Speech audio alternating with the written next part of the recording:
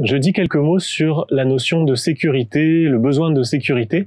C'est quelque chose auquel on est constamment confronté en tant que praticien en Qigong Tuina ou en médecine chinoise. Enfin, dès qu'on est au contact avec des gens, on est très souvent confronté à ça. Et dans la vie sociale et politique actuelle, c'est un point qui est extrêmement important. Ça prend énormément de place. Ce besoin de sécurité, il a une racine qui est très profonde, c'est la peur. Et la peur qui est la plus primordiale chez l'être humain, c'est la peur de mourir ou la peur de disparaître, disons. Donc ça, c'est la mère de toutes les autres peurs. Évidemment, il y a d'autres peurs. Il y a la peur de la maladie, la peur de la pauvreté, la peur de la honte, etc., etc. Mais derrière tout ça, il y a la peur de la mort. Cette peur de la mort, c'est quelque chose qu'on porte tous en nous à partir du moment où on est vivant. On sait qu'on va mourir quand même, on n'est pas bête, mais on essaye de pas trop y penser parce que ça nous fait relativement peur en général. Et toujours, c'est pas en général, c'est toujours, ça nous fait peur. Et on est confronté à ça. Alors, le fait d'essayer d'éviter de s'y confronter, eh bien, on peut avoir envie de déléguer cette peur ou de reporter cette responsabilité, cette peur, sur l'extérieur. Et ça va être une recherche qui va être très présente, qui est très présente dans notre société.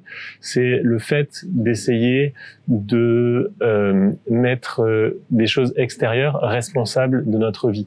C'est-à-dire que plutôt que d'être responsable de notre vie ou de notre survie, on se dit c'est la police qui nous protège, c'est les médecins qui nous soignent, etc., etc. Enfin, c'est des choses extérieures qui sont censées, ou c'est l'urbanisme qui décide où est-ce qu'on a construit notre maison, etc. Donc, on se décharge de notre responsabilité intérieure, profonde, sur le collectif. Et ça a une limite parce que cette peur, elle va toujours être quelque part au fond de nous. Et d'un certain point de vue, on sait très bien que la police peut pas nous protéger de tout, les médecins ne peuvent pas nous protéger de tout, etc.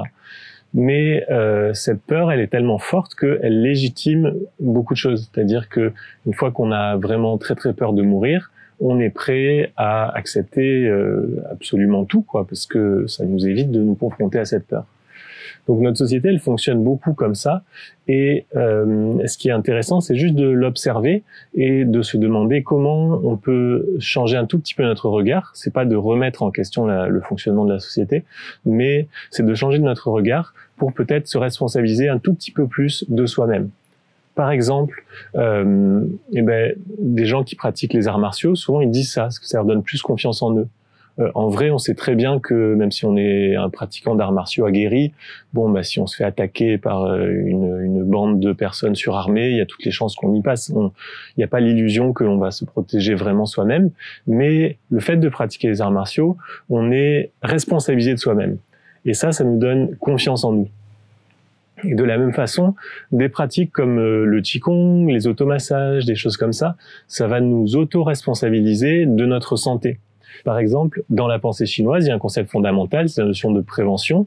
Donc c'est l'idée que on est à l'écoute de soi-même et que quand il y a un déséquilibre, on va essayer de le rééquilibrer. Par exemple, ça dans le Qigong Tuina, ça va être à travers des méthodes d'automassage ou des méthodes de Qigong. Ça dans les bouquins que j'ai écrits, il y a plein de méthodes comme ça. Par exemple, je sais pas, j'ai un petit peu mal au ventre, et je peux faire une méthode de déblocage du méridien de l'estomac de cette façon pour favoriser la digestion. Donc, ce sont des choses extrêmement simples, mais ça a le grand mérite de se responsabiliser un petit peu plus de soi-même. C'est pas pour remplacer une visite chez le médecin, mais c'est en complément pour se dire je peux aussi faire quelque chose pour moi, et ça donne énormément confiance. Évidemment que y a certaines choses, on pourra peut-être pas se soigner tout seul, et ce sera de toute façon nécessaire de voir un médecin. Enfin, je sais pas, si je m'entaille avec un couteau, je vais aux urgences. Il y a pas de question là-dessus, c'est une évidence. Mais n'empêche que le fait de m'occuper de mon corps, de ma santé au quotidien, ça me donne beaucoup de confiance. Cette confiance, ça enlève des peurs et ça met moins de poids sur le collectif. C'est-à-dire qu'on va moins attendre du collectif, même si le collectif, quand je dis le collectif, c'est la société, l'armée, la police, les hôpitaux, l'école, etc. Tout ça est important, mais ça va. Si on dépend de ça, on est toujours dans un état de terreur intérieure, parce que on se dit, et qu'est-ce qui se passe si la police ne vient pas? Qu'est-ce qui se passe voilà, qu'est-ce qui se passe si maman ne vient pas alors que j'appelle et que j'ai faim? Donc ces peurs, elles sont fortes, elles sont profondes, elles viennent de la petite enfance. Parce qu'en effet, quand on a quelques mois, si on n'est pas nourri en permanence, on va mourir très rapidement. Mais petit à petit, dans le processus de croissance, de maturité, on va vers le fait de traiter nous-mêmes ces peurs.